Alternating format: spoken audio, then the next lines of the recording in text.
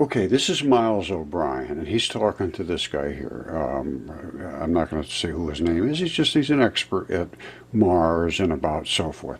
Now, here's what they're going to say, and I'm sorry I have to burst this bubble because we got a big issue to go over. Mars and nothing, literally nothing in geology is understood whatsoever because they don't understand everything is from biology. And I'm going to show it to you right now. It's absolutely 100% certain. No more 20-year gaps. Let's talk about image number 6. There's an interesting backstory here, which is that most scientists studying Mars had actually opposed sending another camera into orbit around Mars because they thought, we don't need any more pictures. We've got thousands of pictures. We've discovered everything we're going to discover from orbit. Well, they had to think again when they saw images like this. This is a mosaic of images from Mars Global Surveyor. And what you see, these fan-shaped features, these sort of finger-like projections, are a fossil river delta that have been preserved in sedimentary rock. It is the smoking gun. It is not a fossil, it's fossil. These layers here are layers of tissue. I have shown this over and over. I have a dragon scale right here, hold on.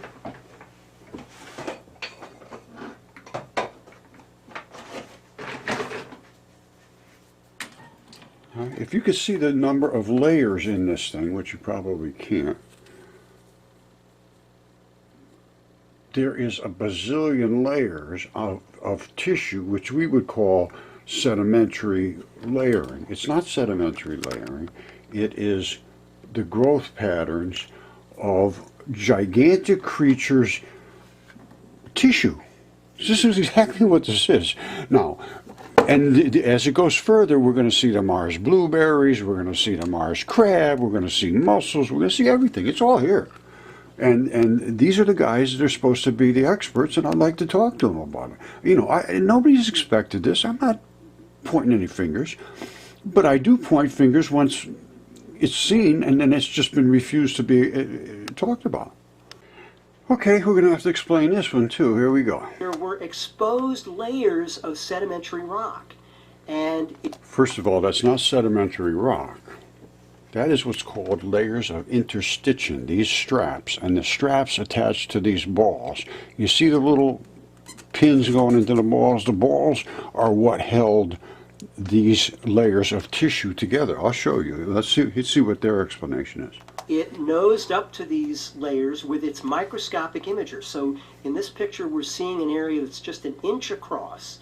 And what we're seeing here are layers that are formed from mineral salts. These salts were produced as seawater evaporated. And the little round... I don't disagree with the seawater evaporating and the salts. I can't disagree with that whatsoever. Something evaporated here because it was originally in some form of a fairly aqueous solution.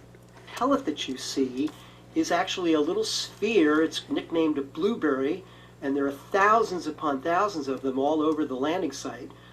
And it turned out to be made of an iron oxide mineral called gray hematite that had to have formed in standing water. Here was ground truth for the existence of an ancient, long dried up Martian sea. All right, let's go to... All right, see, this is the problem. There's absolute no question what it was. What that was biology, my friend. And this I can prove, no question. Hematite, absolutely, no question about that. The surface of Mars, red iron oxides, absolutely, because that's what your skin and flesh is. Red iron oxides loaded with blood.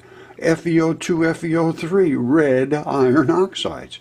Every single thing that they're talking about, they have explained in a variety of ways that is meaningless.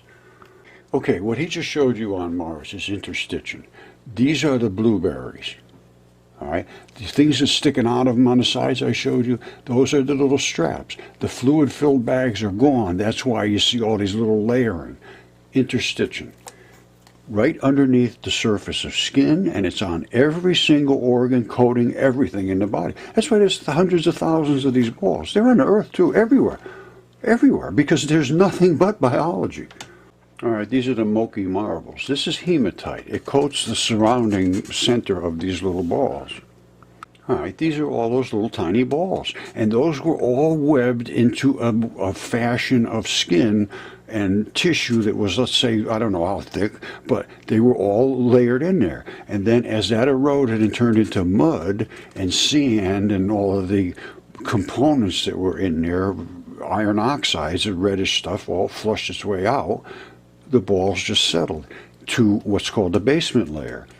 So below here is not, they just can't fall through there, so they just lay there. And they're everywhere. And they're everywhere, and this is these iron oxides that coat these little sandstone spheres. Now, this, my friend, is rare earth metals. That's where you get your rare earth metals from. So, you know, they're not all that rare.